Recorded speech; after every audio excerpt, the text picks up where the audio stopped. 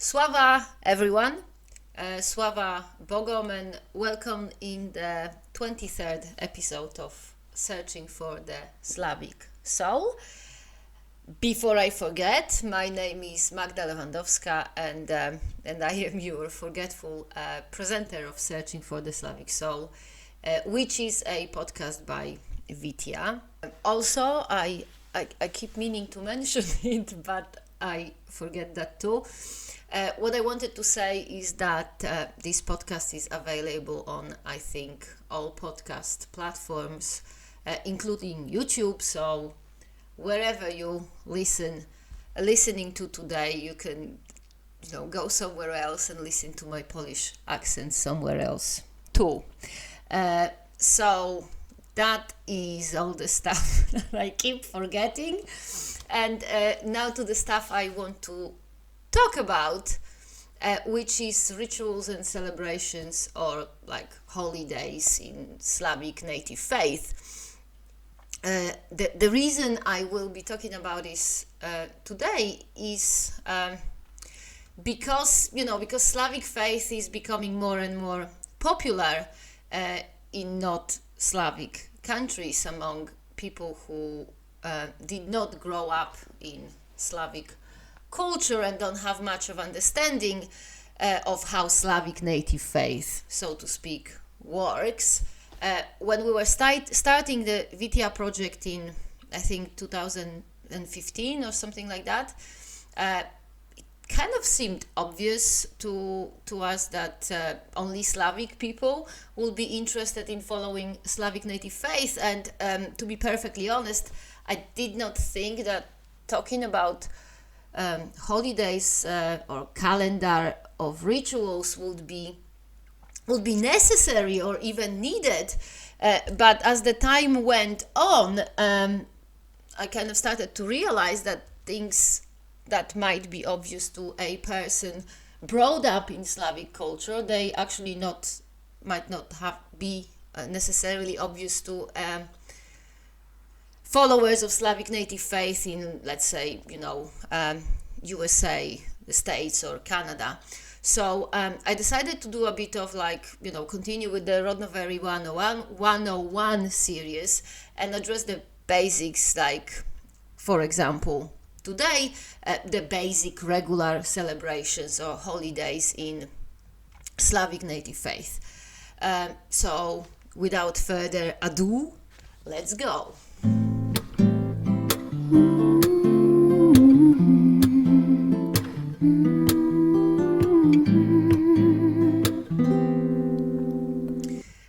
The regular recurring celebrations or holidays in Slavic native faith are of two types. Type 1 are the celebrations related to the yearly cycle of the nature and sun, and the other type are the celebrations related to the recurring events in life of the followers of Slavic native faith. So the first type of celebrations would be, for example, Kupała or Szczodre Gody, the second type would be the so-called initiation rituals, like all sorts of rituals performed to celebrate the birth of a person, which is in a way initiation into being alive. Or the zapleciny and postrzyżyny, so the rituals, the initiation rituals performed on young person to officially enter this person into the community. Also, it would be rituals related to getting married or to dying as well, because of might not be so obvious to some of you, and if it's obvious, please don't think I'm patronizing you or pretending to be super smart, because I'm not. I'm kind of slowly becoming more and more aware that many of modern Slavic pagans really don't know what they don't know. So I am barely I'm trying to cover as much of the basic stuff that I assume everyone knows, but it might not be that obvious. So yeah, I'm trying to cover as much of the basic stuff as I only can think of. From what I can see, many of modern Slavic pagans don't realize that dying is not really an end to life in the framework of Slavic pagan life philosophy. Being alive is not the only state in which a Slavic pagan can exist. In Slavic pagan way of looking at the concept of existing, dying is barely a different way of being. So the funeral rites are also a sort of initiation ritual. It's like symbolizing and allowing a person, a member of a family and community, to pass to a different plane of being, to Navya, from where one continues to be a member of own family and community and continues having the same responsibilities towards the family and community. I mean, not the same. So, when you are dead Slavic pagan, you still have to do your best to support your family or community, and that's the main responsibility. The only thing that changes is the ways in which you can do it. When you're dead, obviously, you cannot provide for your family in a material way, like through getting food on the table or ensuring a roof over their heads, but you've got other ways to contribute. For example, you can use your supernatural connections to ensure fertility of the land, or to get some benevolent demons to support your family or community. And doing all of that is still in your best interest when you're dead, because if your family is doing great, they will have plenty of time, energy, food and drinks to entertain you and feed you during the times of Jade, so the Slavic rituals of veneration of the ancestors. Anyway, funeral rites are considered an initiation ritual too, but I'm not going to talk about initiation rituals today. Today I want to focus on the type 1 celebrations, so all the celebrations related to the regular changes in the nature, the yearly cycle, in the case of today's episode, of the sun. So the main 4 of these celebrations are, no surprise here, the celebrations of the solstices and equinoxes, and pretty much every variant of Slavic tradition, so the East and West and South Slavic traditions, they have either the same or similar ways of celebrating these. The summer solstice is the best example here. Pretty much all over the Slavdom, on or around the summer solstice, bonfires are started, people dance around them, and wreaths are woven from flowers and herbs. Skinny dipping in rivers or lakes on the night of the summer solstice is also very popular in Slavic tradition, although I'm not sure if it's like a pan-Slavic tradition or just a common or widespread one. Basically, we've got bonfires, we've got dancing around bonfires, we've got jumping over bonfires, and sometimes dancing with fires, like with a torch lit from a bonfire, and that is, for example, done in Serbia. We've got wreaths which are either thrown in the water, often as a type of fortune telling, or wreaths can be put on the heads or horns of cattle in order to protect these animals from diseases, I suppose, or like malevolent demons. As far as the symbolism of or meaning of the Slavic summer solstice traditions, it's actually hard to say something for sure. The main reason why it's hard to say something for sure is because of the influences of Christianity that resulted in the original pagan traditions being mixed up or even moved around to either get rid of them or to incorporate them into the Christian holidays. So, for example, in the case of Kupawa, sorry, my Western paganism is coming out here, because I hope all of you know, Kupawa is the modern name of the Slavic pagan celebrations around the summer solstice. Actually, Kupawa is more of an Eastern Slavic name that was incorporated into the nomenclature of modern Rodnovery as a whole. And the more of an qualifier I use here on purpose, because the origin of the word Kupawa, it's not entirely clear.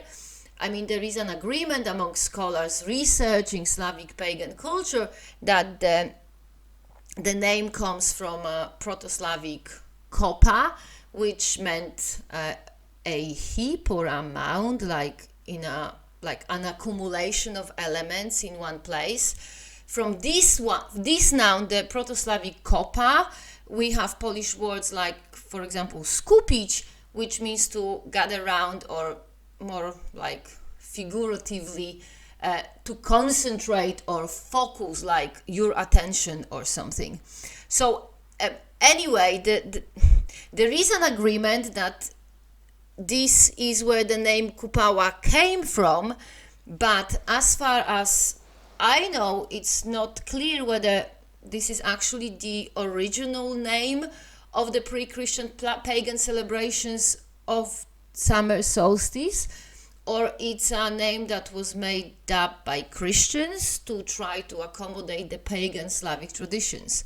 Because one thing that we know is that Christians tried to do that. So for example, because skinny dipping was part of the original pagan tradition, Christians tried to tie it with christening, and invented a holiday of John the Baptist, who obviously, because he was the Baptist, he christened people by submerging them into water. So Christian missionaries came up with the idea of the pagan tradition of skinny dipping being like the reconstruction of the christening, and started calling this holiday Kupawa, claiming it's from kompać, which is like a Polish word, but it's similar in Russian and other Slavic languages, which is basically to swim or to take a bath. By the way, this is how the idea of a made-up Slavic god Kupawa developed, but this is a different story, and for the sake of staying focused, which I'm determined to do today, I'm not going to go there. So I was talking about Christian influences on Slavic pagan celebrations of summer solstice. Christian missionaries, or actually not only missionaries, priests as well, and also what we would call today like activists. So just people obsessed with an idea and dedicating their whole life to it. In the case of I am discussing here, the idea was to eradicate the original Slavic paganism, which was very deeply rooted system of beliefs among early medieval Slavs. So eradicating it was not an easy thing to do. Obviously, the Christian concepts of suffering and self-deprivation, it was totally foreign to Slavic pagans, so it could not really be easily imposed on them. This is why the Christian activists had to come up with various strategies to wiggle in, so to speak, into the pagan stuff, and then step by step either get rid of the pagan tradition or make it Christian. Like superimposing Christian meaning on the originally pagan traditions was one of such strategies. Another one was making the pagan tradition fit in better into the Christian one, which in case of celebration of summer solstice, it was done by attempting to move this celebration to a more appropriate, from a Christian point of view, of course, to more appropriate time of the year, which in this case would be moving the joyful and let's call it like celebrating life traditions closer to the pretty much only one joyful Christian holidays, so to Easter, and following it Pentecost. The Christian Pentecost is a period of 50 days after Easter Sunday, which Easter Sunday is believed to be the day when Jesus Christ resurrected, or was resurrected. I'm actually not sure how it's seen from a point of view of Christian theology. To be honest, I can't believe I actually know what Pentecost is. So as far as Christian theology goes, I'm better than expected anyway. So Pentecost is a very joyful time for Christians, and in medieval ages, Christians were trying to push some of the joyful Slavic tradition there to the period of the Pentecost, and that kind of confused a lot of things as far as summer solstice go, because some of the elements of the celebration of summer solstice are seen around the time of the Christian Pentecost, and that's confusing because it is pretty much impossible to say what's the real deal and what's the knockoff, the made up stuff. This is why, after yet another lengthy introduction, I can finally explain why I will not be talking in like strict detail here about what to do and how exactly celebrate the Slavic holidays as a modern Rodnover, because it is impossible to say what are the original elements and what is either moved or superimposed by the Christians.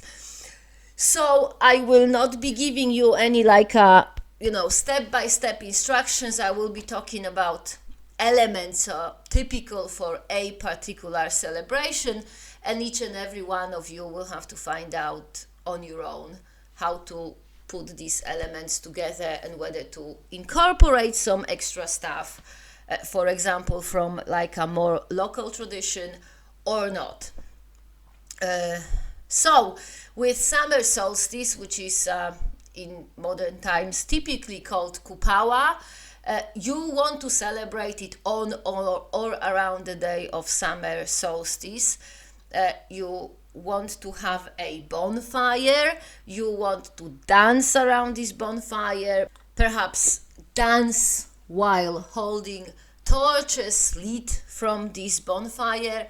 And if you're feeling particularly brave, you might also want to jump over the bonfire individually or in couples to bring good luck and prosperity for yourself or your relationship. And I've just realized I forgot the basic stuff. Sorry for that. So the basic stuff, which is the kind of structure of the celebration, which was reconstructed very neatly and basing on very solid evidence. So with the ever present in this podcast disclaimer warning you that it's a reconstruction, I am quite confident in telling you how every Slavic pagan celebration should really be structured. So the first step in any celebration should be what nowadays might be called cleansing, which is kind of a ritual form of washing or cleaning up in a preparation to the ritual. If you are lucky enough, as I am, to be a member of Rodnovery group with an actual żerca,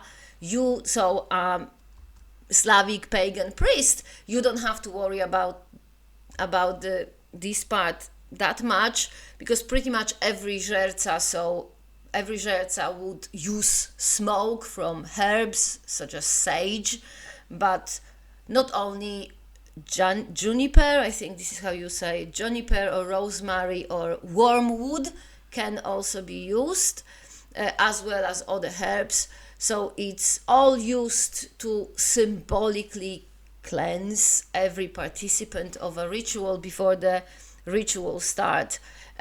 Also, typically the żerca will also remind all the participants what the ritual is about, where it come from, and what's its purpose. That, of course, if the ritual is led by żerca.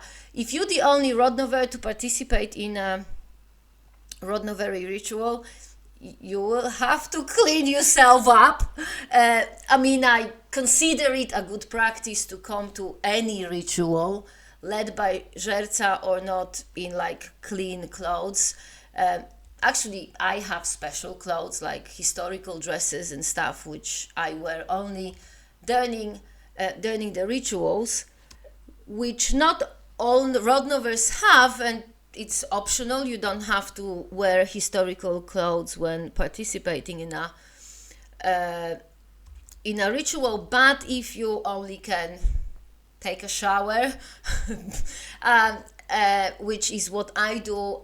Also, I always do my best to take time to get myself into the mindset of the ritual. So, for example, I will remind myself what is this particular ritual for, how it developed, and what's the purpose.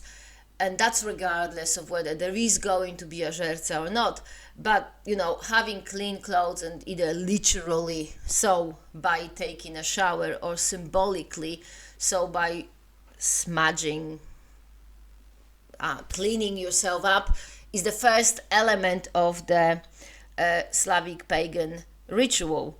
Also, sorry, I forgot to mention, if you have any offering or sacrifices you want to give during the ritual, you also want to cleanse. I'm really not sure what's the right word here. Purify? Like clean or cleanse, to purify them. This, either literally or symbolically, or both. But if the ritual is led by żerca, the żerca will do it, so you don't have to worry about it. After the purifying part of the ritual, then come the invocations and the prayers. And again, if you participate in a ritual led by żerca, the żerca will do this part. So the żerca will call upon all the appropriate gods. You will likely have to participate in the shouting Sława or Sława Bogom, which means glory to the gods, or by shouting out the name of the god upon which the żerca is calling. Which gods are called upon depends on the ritual and also on the particular tradition followed by the żerca or the group you are a member of. And if you are the only Rodnover during the ritual, you really have two options. Either you figure out or decide which gods you want to worship during this particular ritual, or which is what I do if I have to perform a ritual by myself. I just call upon gods without using their names. So, for example, I would call upon the gods of the sky, or the gods of the land, or the gods of Slavs. I feel in this way I don't mess up the uncertain parts of the tradition, so the names and domains of gods, which are, as you are hopefully aware, in the most part unknown. while preserving the core of the tradition, which is the worship of the forces of nature and the beliefs of my pagan ancestors. As to prayers which come after invocations to each god, in my experience, the prayers are mostly focused on thanking the gods for their gifts and their blessings. There is a place for kind of individual prayers which can be said out loud or in silence. I've seen these prayers mostly done over the sacrifices which are later offered to God. So the Żerca would go around all the people gathered in circle around the holy fire, and the people would put their hands over a particular sacrifice, so like a bread or kołacz. Kołacz is a sweet bread made traditionally for pretty much all Slavic rituals, including weddings. Kołacz is round in shape and often decorated. It can look very pretty and is supposed to be festive food. It's not made just because. There's always an occasion for which kołacz is made. Also, I forgot the holy fire I mentioned, the fire around which all the participants of any Slavic ritual, actually not any Slavic ritual, traditionally rituals which are performed for Mokosz only. So, for example, Mokoszowe, so a day of Mokosz, which is celebrated in August. If it's celebrated, because not all branches of Rodnovery have this celebration in their calendar. So if Mokoszowe is celebrated, there is no fire during this celebration, but all the sacrifices are given directly to the ground. So the Żerca digs a hole in the ground and all the sacrifices go into the hole. But other than Mokoszowe, every other Slavic pagan ritual takes place around fire. This fire is started by either Żerca or by a person designated by the Żerca.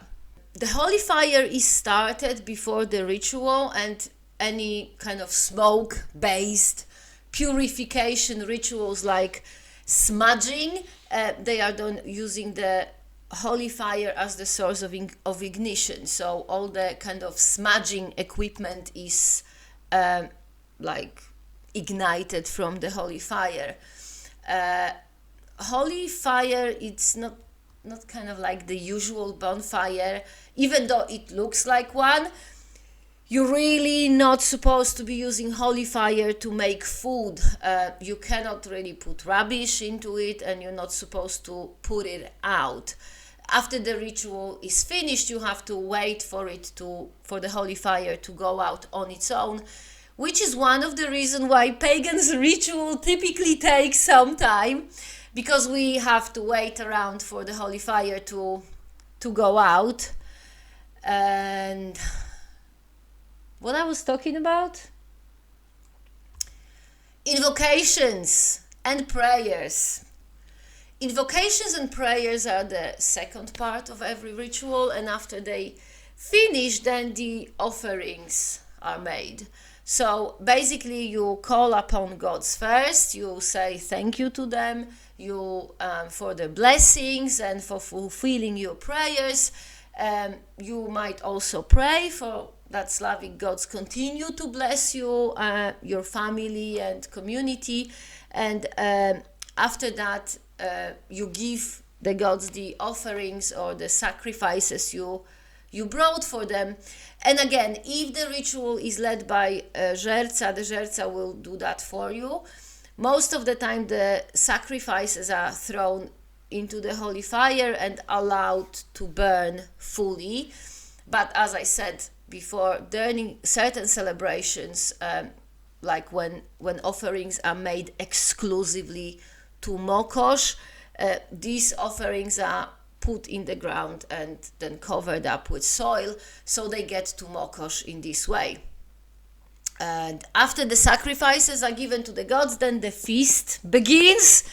And I cannot stress it enough. The feast is an integral part of the ritual. You cannot skip it.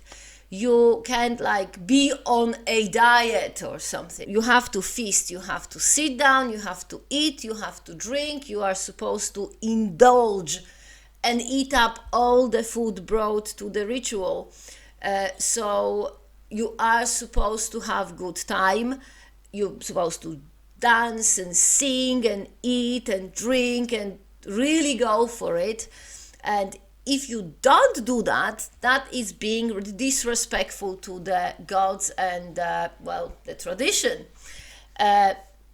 In the rituals I participate in my group, typically everyone brings something to eat and drink. We agree in advance how much roughly food we will need and whether it will have to be like vegan or vegetarian or just like regular food.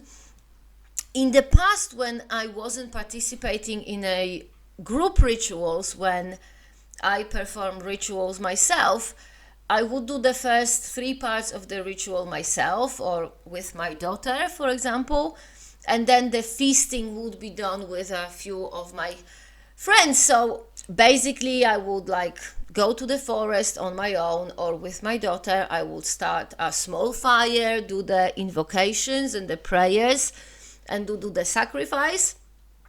The purification I will do before, typically at home before I go to the forest. So purification at home, then the invocations and prayers, and then sacrifice in the forest. I would wait around for the holy fire to go out. So for like a single person ritual, the holy fire would have to be really small so it can go out faster. And after the holy fire goes out, I would either go back home and have a feast there, which is actually what's often done even with large groups of with large group rituals in the winter, because sitting for hours in the forest in December or January, especially in Poland, is really not fun. So people would go back home or to a pub and have a feast there. Obviously, I don't know how your situation looks. Slavic native faith is growing in popularity, but it's still a very niche religion. So I guess there would be significant number of solitary practitioners who obviously will have to find some company for the feasting, because as I say, the feast is just compulsory. You cannot have a Slavic pagan ritual without a feast.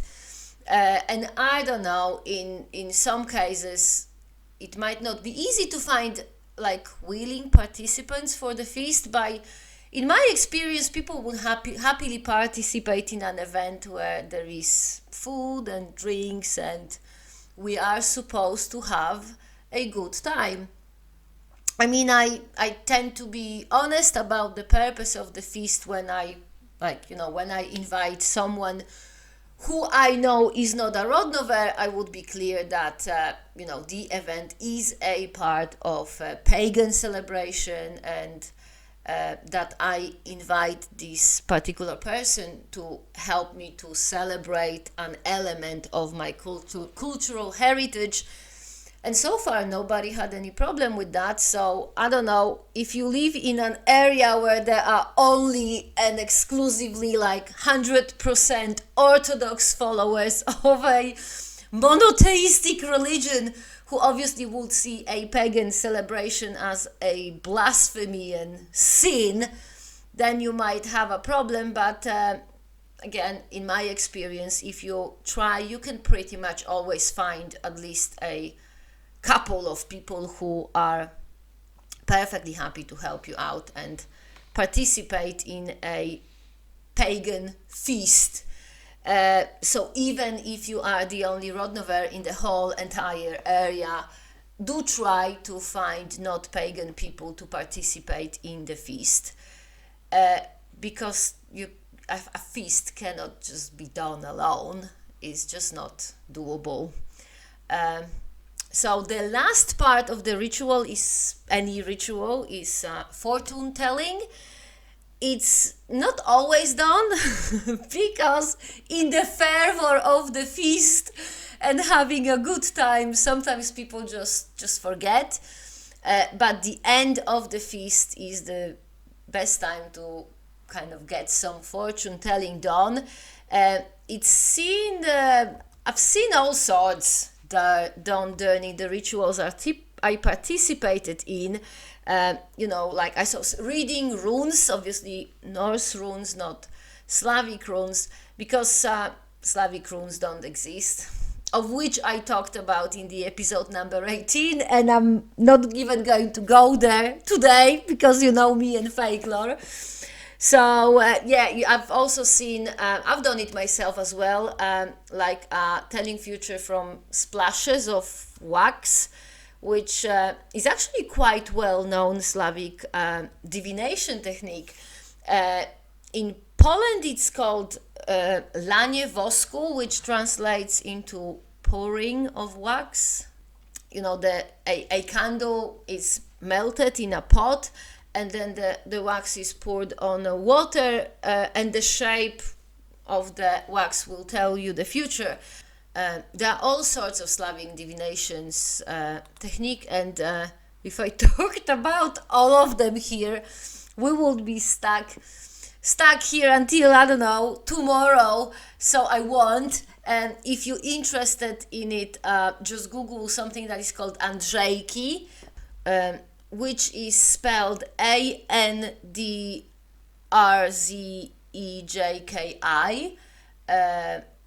Again, Andrzejki, which is, roughly speaking, a Polish festival of fortune telling, and you will find all sorts of divination techniques there. I'm talking far too much today, and we haven't even started on the calendar of rituals, so I'm going to try and speed up a little bit. The summer solstice, nowadays most commonly called Kupała, but if you following South Slavic tradition, you might have a different name for it. From what I've been told by the amazing Dusan Bozik from Luk Welesa, which is a YouTube channel you might want to subscribe to. So from what I was told by Dusan, in South Slavic tradition, the names of the celebration of summer solstice are related to John the Baptist, which is obviously a remnant of Christianization of the pagan tradition. The names are Ivan Dan or Ivandie. I hope I pronounce it right. And there's also more Slavic name, Kres.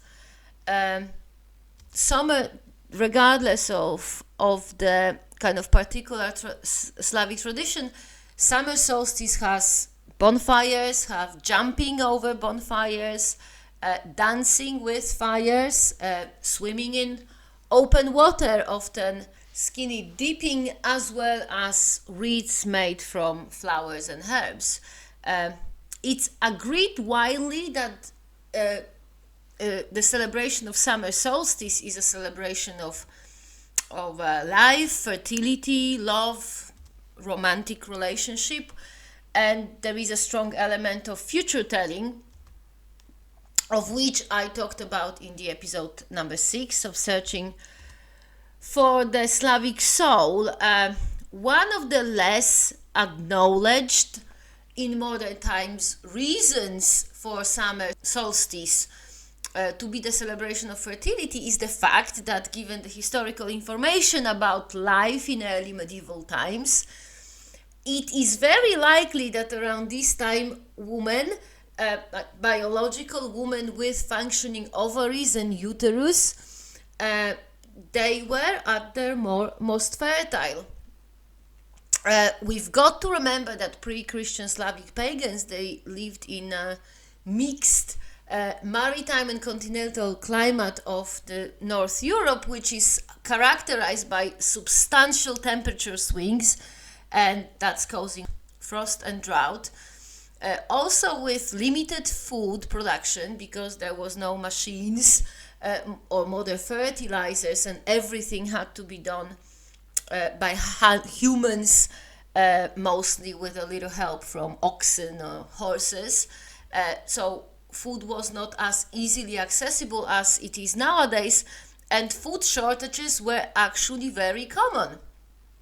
It is estimated that back in those days, every few years there was some form of a natural disaster, like a drought or flood or particularly harsh winter, and that would cause significant mortality, which kind of with the wars of epidemics ongoing as well, that was the main limiting factor in the growth of human population, not only on the lands of Slavs, but for, in the whole humanity of the pre-industrial times. So, if on a given year the winter was particularly harsh or the harvest was particularly bad the year before, there was severe food shortages through the winter, and if there is not enough food, as you might or might not know, fertile women will stop ovulating and will become temporarily infertile. The ovulation, the fertility will come back when the food intake increases, like, for example, throughout the spring. So it is quite possible that at least in some years, women in reproductive age would only get their fertility back kind of, around the time of summer solstice. As far as gods to which invocations and praying is done during the celebration of the summer solstice, is mostly the gods related to the sun, fire, water, and fertility. So you have Svarog, Dachbog, Mokosh, Rodzanice, and Rod. But to be perfectly honest, I've participated in celebration where pretty much all the known Slavic gods were addressed, including Velesi and Marzanna, which quite frankly I wasn't sure what to think of, but these were the celebrations led by Zhertsas, so I guess I just went with it. For winter solstice, which is also they celebrated in the whole Slavdom, the Polish name of this celebration is most frequently Szczodre Gody, which translate roughly to abundant or generous celebrations. But more pan-Slavic name is Kolyada, Kolenda, Kolenda, or versions of it. The Kolyada name refers to a tradition of kolędowanie, which is Polish name, but there is an equivalent of this name in pretty much every single Slavic language. So kolędowanie, it's when children and young people, they walk around the neighborhood, they are dressed up as various we can call it demonic creatures, and they are singing songs, they are dancing, often they perform short plays, and generally they are having good time. Traditionally, kolędowanie is believed to be giving good luck and good fortune to the households, as well as chasing away any malevolent spirits that could be lurking in the dark. Obviously, the households who did not receive the Kolyada performers, they would have bad luck.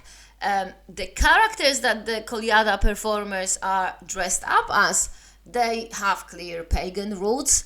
There are, because of Christianization, like angels and devils, and often the three kings, the ones that according to Bible, brought gifts to Jesus Christ when he was born, because obviously Kolyada, as the celebration of the winter solstice, was incorporated into Christian tradition of Christmas.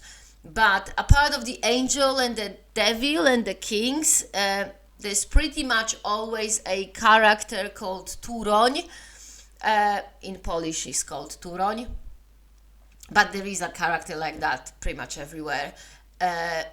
In every single Slavic tradition, Turoń is a name related to Tur, which is a Polish name for Orok. I hope this is how you pronounce it. It's like an extinct species of wild cattle. Because of the presence of Turoń or other cattle resembling character with horns, it is agreed that the primary god worshipped during the winter solstice was Veles, or equivalent, so like the underground chthonic god. So typically during the invocation and prayer part of the ritual, Veles would be called upon because of that. There is also a very strong element of ancestral veneration during the celebration of the winter solstice. In Slavic tradition, there's pretty much always a big family dinner with at least one place left empty. Nowadays, it's said that the place is left for a guest, but pretty much every scholar and practitioner of Slavic tradition agrees that originally the place was left for the ancestors who were invited for the dinner. There is also a lot of straw and hay elements incorporated into the decoration and costumes made for Kolyada, which is another indicator of the ancestral veneration and connecting to the world of the dead, or to Navia. As you hopefully all know, straw or hay are dry stalks and leaves of cereal plants like wheat or rye, and if you look at it, it looks dead, but it has seeds in it, so it's kind of alive at the same time. So because of that, it's pretty much agreed by all cultural anthropologists that straw and hay is an element symbolizing the connection between the world of the living and the world of the dead. A typical element of Kolyada or Szczodre Gody celebration would be something that is called dziad or diduch, which, by the way, is another indication of the ancestral veneration aspect of the winter, of the celebrations of winter solstice, because dziad is pretty much Pan-Slavic name for an ancestor or an old person. So the dziad for Szczodre Gody is made from, most commonly from the first bundle of harvested wheat or rye. It's kept at home, it's decorated, and it's present in the room during the festive dinner, and then it's kept through the whole winter. And depending on the tradition, it's either burned in the spring or is used to sow the fields in the spring. If you are a single practitioner, winter solstice might be a difficult one for you to celebrate, mostly because of the element of Kolyada, so the singing and dancing and performing. I mean, if you're not shy, you can just go out and sing or dance on the streets, but not everyone is confident enough to do that. I'd say, if you have access to some woodland area, you can absolutely go out in the forest at night. Obviously, making sure it's safe first, to make some noises to at least try and chase away some malevolent spirits. Then you could have a short ritual addressing Veles and your ancestors, and after that have a family dinner. So family, either your biological or spiritual family dinner with at least one place left empty for your ancestors. Another aspect of winter solstice celebration is, I think, the aspect related to much harsher reality of in which our medieval ancestors had to live. Around Kolyada time, all the harvest will be collected, all the food will be preserved for winter, and our ancestors celebrating the winter solstice, they would pretty much know whether they have had enough food to make it through the winter or not. And if they didn't have enough food, the Kolyada dinner was a very difficult one, because they would sit around the table knowing that some of them won't make it to the spring. Like literally knowing that some of them would starve to death. And that must have been, I don't even know what adjective to use. Hard, tough, just, totally unimaginable for us, the modern people who get PTSD after seeing a dead body, let alone spending time in a company of, let's call it what it was, a dead person walking and celebrating with us at the table. I have to admit, I do think a lot about the state of mind and experiences of the medieval people. I try to imagine how life looked in the times of my medieval ancestors, and that, I think, allows me to get an extra insight into the celebration I am participating in, extra layer of appreciation of the strength and resolve or my ancestors, but also an extra layer of being grateful for what I have, thanks to the sacrifice of my ancestors, because everything that we have nowadays, all the luxuries like efficient food production or central heating or plumbing, medical care, it's all been achieved by the generations of people who lived before our times. And I am forever grateful for that. So, yeah, that's the solstices. So now let's talk very quickly about the equinoxes. They are celebrated in the Slavic tradition too, like TOO, as in also, not as two like TWO, the number 2, because obviously there are only 2 equinoxes, so nobody can celebrate more than 2. The spring one, the spring equinox, the one of 2 equinoxes, is, I think, most famous and actually still alive tradition. Because up to this very day, in, for example, Poland, every spring an effigy of Marzanna is made, paraded around the fields, then burned and thrown into a body of water, which most often is a river, but a small puddle can also be used as well. There is a lot of different opinions about the symbolism of the Marzanna's burning and drowning. Some are of an opinion that it's actually like killing of a goddess performed to end the winter. Some think it's a remnant of a human sacrifices made to Slavic gods.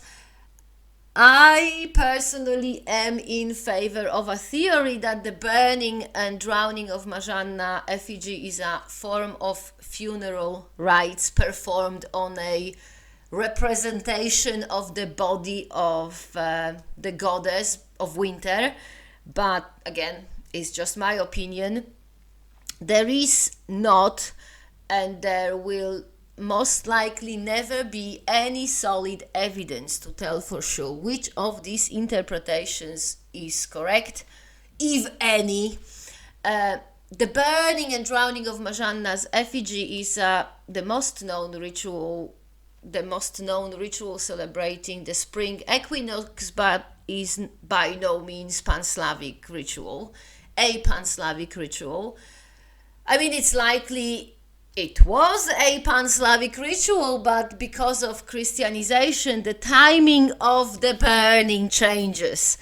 So, for example, in Eastern Slavic tradition, an effigy of, as it's called, Lady Maslenica, it's burned during the last week before the Great Lent, which the Great Lent, depending on the timing of Easter, it starts either in February or in the early March. So the whole thing is taking place well before the spring equinox. One tradition that is often mentioned as a part of celebration of the spring equinox is walking with a copse, so with a branch or a whole like little tree decorated with ribbons and other ornaments. As far as I understand, this is considered to be a separate ritual performed in May and known to me as Gaik or Maik. As far as I understand, due to Christianization, it was fused with the spring equinox celebration.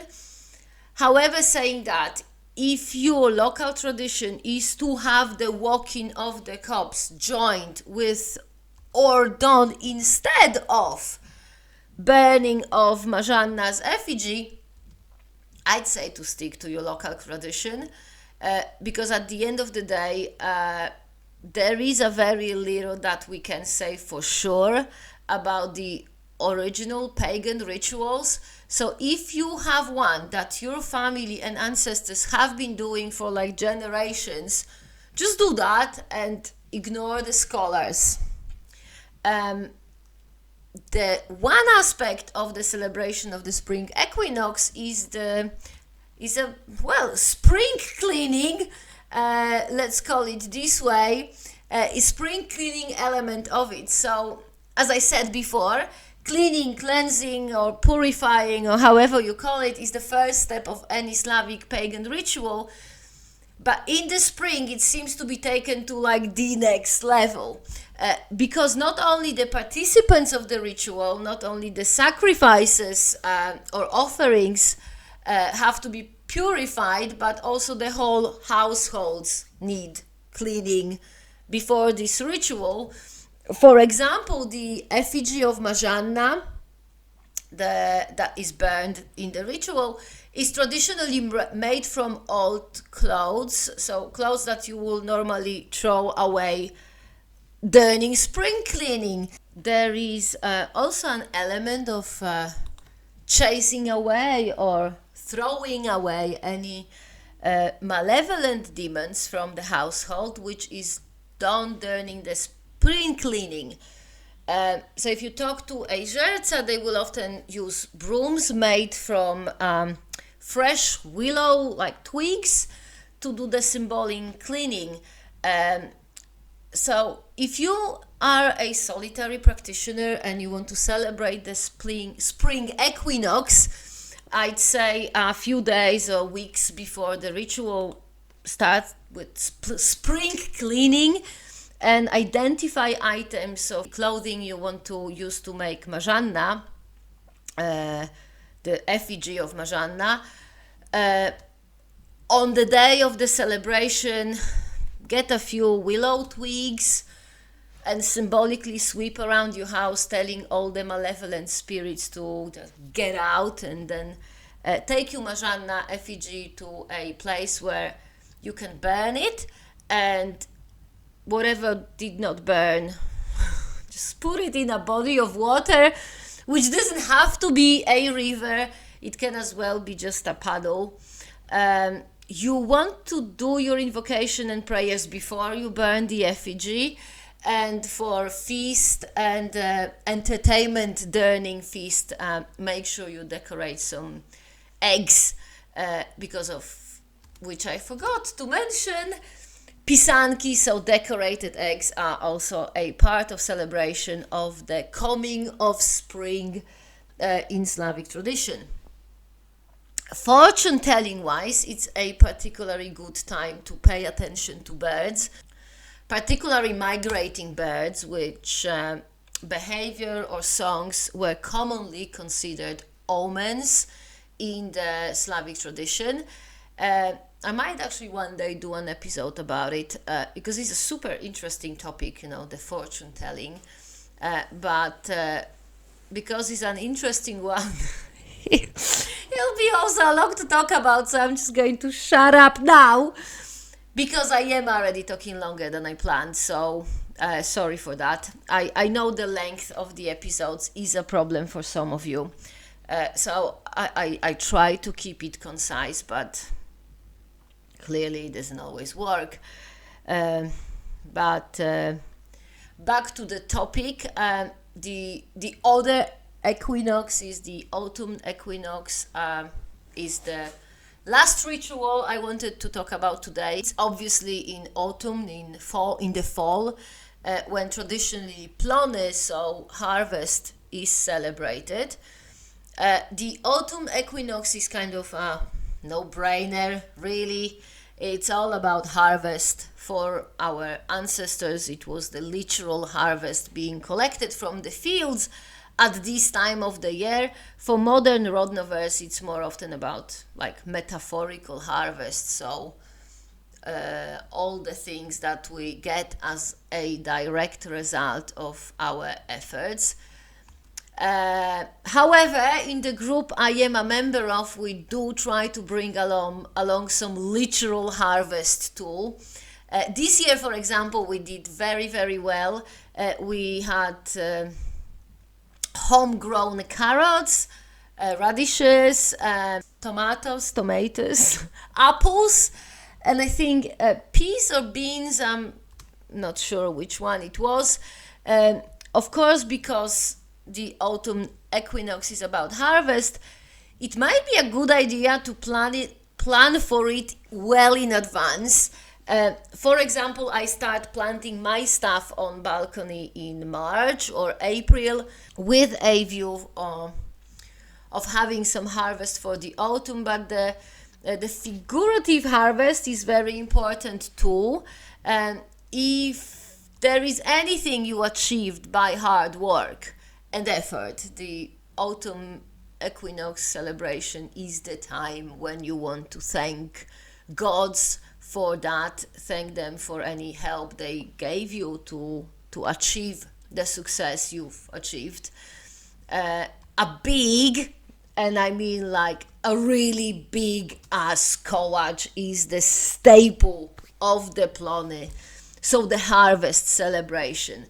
It's such an important part because it's one of the very, very few elements that is actually mentioned, of the elements of Slavic tradition, Slavic religious tradition, that is actually mentioned in the written historical sources, where the celebration of harvest in the temple of Świętowit in Arkona is described in a lot of details. In Arkona, the kołacz was supposed to be as big as a grown-up human. And, in some mainstream, like Christian, not pagan celebrations of harvest, there are big kołaczes like that. But I have not heard of kołacz made by Rodnovers for an actual pagan celebration. A kołacz, I haven't heard of a pagan kołacz, modern pagan kołacz that was so big a human could try and hide behind it. But saying that, we do try. The kołacz made for harvest is always an extra good one, extra special one. It's made with super fine ingredients, is decorated beautifully, and Rodnovers really put effort in it, and so should you. If you are a solitary practitioner, you should try and make a super extra special kołacz. Another thing that you should also try to get is mead for drinking during harvest celebration. I know mead, so an alcoholic drink made from honey, might not be easy to come by in some countries or regions, but it can be done. So really do try to get at least one bottle for the celebration of the autumn equinox, because as Kołacz, drinking mead during harvest celebration is mentioned in Chronicles too, so that's an important one. As far as invocations and prayers, you most certainly want to address gods related to abundance, fertility, and giving life, but which one you will call upon actually really depends on the nature of your harvest as well as the tradition you're following, because if your harvest is mostly of like artistic nature, particularly related to storytelling or poetry, you actually want to call upon Veles, who is commonly interpreted as the ruler of the domain of the arts and secret knowledge. If you want to go like Western Slavic exclusively, your best bet is Świętowit, of which we know for sure that he was involved in the celebration of harvest among Polabian Slavs. So, who you will address your invocations and prayers to in the time of harvest is up to you. And that's pretty much all I wanted to say today. I do apologize for struggling to stay on topic. I keep trying, but it's just bloody digressions are like weeds. I do hope all of these, including the digressions, will be helpful in planning your practice of Slavic native faith. And if not helpful, at least hopefully it'll be somewhat informative. The 4 celebrations described, they're not the only ones celebrated by modern Rondoverse, but they are the most basic and universal ones. So as far as I'm concerned, if you manage to incorporate these 4 rituals in your practice, it's just all good. Next time I am planning to talk about the recurring yearly celebrations that are not related to the solar cycle. So hopefully if I haven't bored you today, I won't bore you then. As always, do get in touch if you have anything positive, negative, or anything else to say to us. And for now, take care and Sława.